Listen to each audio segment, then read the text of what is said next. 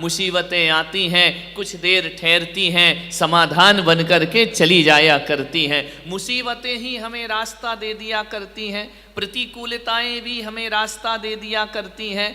थोड़े से धैर्य रखें, उतावले ना हो। ये पुण्य जो संचित है उसका फल हुआ करता है, वरना कहाँ कौन किसी के काम आता है। आज 4 लोग अपने साथ हैं, जरूर कुछ सामूहिक पुण्य पिछले जन्म में किया होगा। शादी में इकट्ठे हुए 1000 लोग, वो पुण्य नहीं हुआ करता है। लेकिन पूजन में जितने लोग आए हैं ये ऐसे ही नहीं आ गए हैं, इन्होंने पिछले जन्म में भी ऐसी ही पूजा की होगी, इसलिए यहाँ आकर के भगवान की फिर से पूजा करने का अवसर प्राप्त होता है। संसार की बातों में, विषय भोगों में तो सब साथ दे देते हैं। सौभाग्यशाली हैं वो लोग जो पूजन विधान और भगवान की अर्चना में साथ दिया करते हैं। उनके पुण्य का, अपने पुण्य को सराहो। ऐसा मत कि हम उतने दूर से आए, पूजा किया, पाठ किया, हमारी ड्यूटी हो गई, हम चले, हमारा पैकेज खत्म हो गया। ऐसा नहीं है। ये पुण्य की सराहना करो। जरूर कोई पुण्य हमने अर्जित किया होगा। मानव तन प्राप्त हो गया, जैन धर्म हमको प्राप्त हो गया, जिन कुल हमको प्राप्त हो गया, निर्गंत निष्प्रही गुरु हमको प्राप्त हो गए, भगवान की पूजा करने का सौभाग्य हमको प्राप्त हो रहा है। भगवान ने धन भी दिया है, उसे भी लुटाने का सौभाग्य प्राप्त हो रहा है। वरना लोग तो जोड़ते जोड़ते मर जाते हैं और लुटा नहीं पाते हैं। ऐसा नहीं है। ये सब जितने भी बैठे हैं इन्हें हर तरह से पुण्य करने का अवसर प्राप्त हो रहा है। कभी भी जिंदगी में जो अवसर मिले पुण्य का काम जरूर करो। एक श्रावक हो, तपस्या नहीं कर सकते, त्याग नहीं हो सकता है, बड़े बड़े व्रत नियम नहीं ले सकते हैं, लेकिन पुण्य अर्जन तो श्रावक का पूर्ण अधिकार हुआ करता है। भगवान की भक्ति करके पुण्य पा सकता है और भगवान की अर्चना करके जीवन में बहुत कुछ प्राप्त कर सकता है। नारी है तो क्या हुआ, लेकिन पुण्य करो तो नारी पर भी पुण्य भारी हुआ करता है, वह नर पर भी। आज सुजाता बहन को देखो, इन्होंने अपना जीवन किन किन संघर्षों से गुजारा, लेकिन आज पूरे जिंदा दिली के साथ अपना जीवन का धार्मिक निर्वाह कर रही हैं।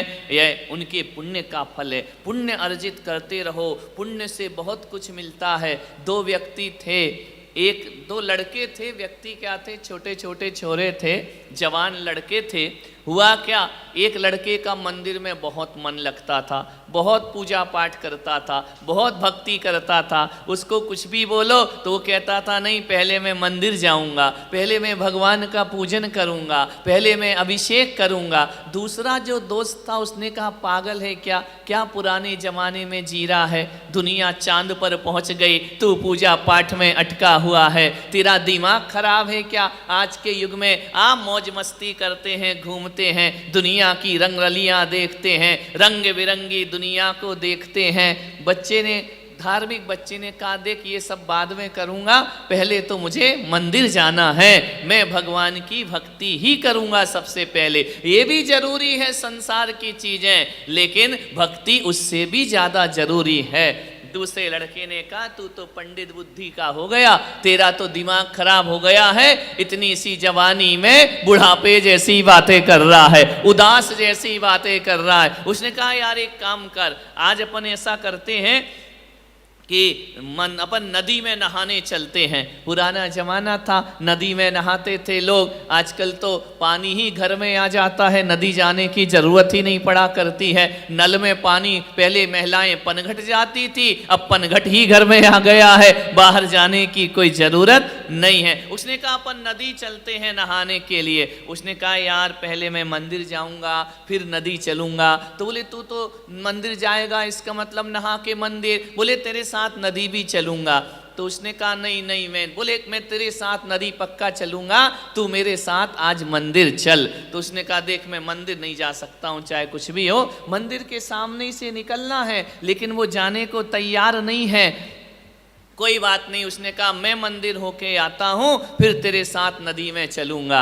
जैसे ही गया नदी में नहाने को, मालूम है दोनों दोस्त थे, मस्ती में चले गए, मित्रता थी, हंसी मजाक करते हुए चले गए, एक दूसरे पर आनंद आमोद प्रमोद करते हुए चले गए। जैसे ही पहुँचे तो जो रोज़ मंदिर जाता था, मालूम है वह भी नदी में गया, और जो मंदिर नहीं जाता था वह भी नदी में गया। तो जो मंदिर नहीं जाता था वह रास्ते में चलते गया, गाय का गोबर पड़ा, उसका पैर गोबर में पड़ गया। मंदिर नहीं जाता था तो गोबर में पैर पड़ गया, इसलिए नहीं कि मंदिर नहीं जाता था इसलिए पड़ गया, हो जाता है मंदिर जाने वाले का भी पड़ सकता है। लेकिन जैसे ही गाय के गोबर में पैर पड़ा ना, उसे एक सोने की मोहर मिली। उसने कहा ओ हो, सोने की मोहर मुझे प्राप्त हो गई। उसने कहा देख, तू रोज मंदिर जाता है, तेरा पैर क्यों नहीं पड़ा, मेरा पैर क्यों पड़ा, मुझे ही सोना मिला। देख भगवान कुछ नहीं होते हैं, मैं मंदिर नहीं जाता, गोबर में सोने की मोहर मिल गई, तू रोज मंदिर जाता, तुझे क्या मिला है। बच्चा तो तर्क के सामने चुप हो गया, कोई बात नहीं, चल भाई तू ही रख ले सोने की मोहर। दोनों चले गए, जैसे ही नदी में छलांग लगाई। कहानी बड़ी मज़ेदार है। जैसे ही छलांग लगाते हैं, दोनों कूदते हैं, तो जो मंदिर रोज जाता था वो जैसे ही कूदता है, पानी के नीचे से कांच चुभ जाता है उसके पैर में, वह खून से लहूलुहान हो जाता है। नास्तिक बच्चा उसे बाहर निकालता है, बोले देख जैसे ही होश आया, पानी आनी निकाला, खून की धार बह रही, उसने अपना कपड़ा फाड़ा, उसको पट्टी बांधी और कहा समझ में आ गया। उसने कहा क्या समझ में आ गया। बोले मैं मंदिर नहीं जाता, मुझे गोबर में मोहर मिली है, तू रोज जाता है, तुझे नदी में कांच चुभा है। क्या किया तेरे भगवान ने, क्या किया तेरे भगवान की पूजा ने, रोज अभिषेक करता है ना, रोज भगवान का ध्यान करता है। बच्चे के पास कोई जवाब नहीं था। उसने कहा हे भगवान, तू मेरे साथ ऐसा क्यों कर रहा है। कभी कभी अपने मन में भी आ जाता है कि भगवान तू हमारे ही साथ ऐसा क्यों करता है। मैं रोज पूजा कर रहा हूँ, पाठ कर रहा हूँ। दोनों लौटे घर वापिस, फिर मंदिर पड़ा। अब उसकी तो आदत थी मंदिर की, वह दौड़ा दौड़ा मंदिर गया और जाकर के भगवान से बोला भगवान आज के बाद तेरे मंदिर कभी नहीं आऊँगा। सही कहता है वो तेरे दर पे नहीं आता, उसे सोने की मोहर मिलती है। मैं रोज आता हूँ, मेरे पैर में कांच चुभाता है। अरे कम से कम मेरा नहीं तो भगवान तू अपना तो ख्याल रखता। ऐसा करेगा तो कौन तेरी पूजा करेगा, कौन तेरी भक्ति करेगा, कौन तेरी आराधना करेगा। तेरे मंदिरों में ताले डल जाएंगे, कोई नहीं आएगा। अब मैं उसे क्या जवाब दूं। इतना बड़बड़ाता हुआ नीचे उतर रहा था मंदिर की सीढ़ियां। एक मुनि महाराज दिखाई दे गए। मुनि ने देखा मंदिर से उतर रहा और आंसू बह रहे हैं। मुनि ने कहा कि बच्चे रोता क्यों है। ये तो वो दरबार है कि जो रोते रोते आते हैं वो हंसते हंसते जाते हैं। तू पहला है जो यहाँ आकर रोकर वापिस जा रहा है, आंसू बह रहे हैं तेरे। बोले नहीं नहीं महाराज, मैंने तुमको भी देख लिया, भगवान को भी देख लिया, आज अंतिम बार प्रणाम करने आया हूँ, आज के बाद भगवान को प्रणाम करने। मुनि ने कहा कि बताओ बेटा बात क्या है। अब वो हमारे जैसे मुनि तो थे नहीं, वो तो अवधि ज्ञानी मुनि थे, आने वाले भवों को जानते थे, पिछले भवों को जानते थे। मुनि ने कहा बेटा अपनी व्यथा बता, तेरे को कष्ट किस बात का है। बोले देखो महाराज रोज मंदिर आना चाहिए। महाराज ने कहा बिल्कुल आना चाहिए। अभिषेक पूजा करना चाहिए। बोले बिल्कुल करना चाहिए। बोले इससे क्या होता है। बोले पुण्य लगता है। बोले पुण्य से क्या होता है। बोले सुख मिलता है। बोले खाक का सुख मिलता है। बोले क्या मतलब। बोले देखो वो नीचे खड़ा है मेरा दोस्त, उसको गोबर में सोने की मोहर मिली और मुझे नदी में कांच मिला, ये सुख मिलता है पूजा करने से।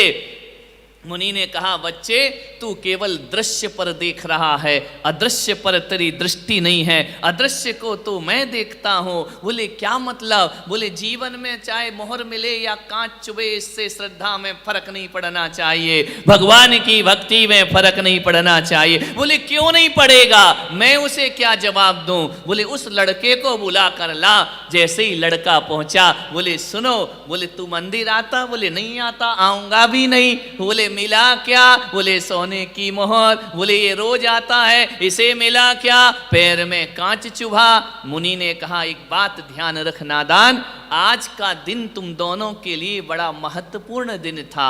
बोले क्या महत्वपूर्ण दिन था? बोले मालूम है तू मंदिर नहीं आता है ना, भगवान की भक्ति नहीं करता, आज तुझे यदि तू भगवान की भक्ति पूजन पाठ करता ना, नहीं करता है तो सोने की मेहर मुली, और करता होता तो आज तुझे यहाँ का राजा बनना था, सम्राट बनना था, लेकिन तूने भगवान से मुख मोड़कर अपने पुण्य को कम कर लिया।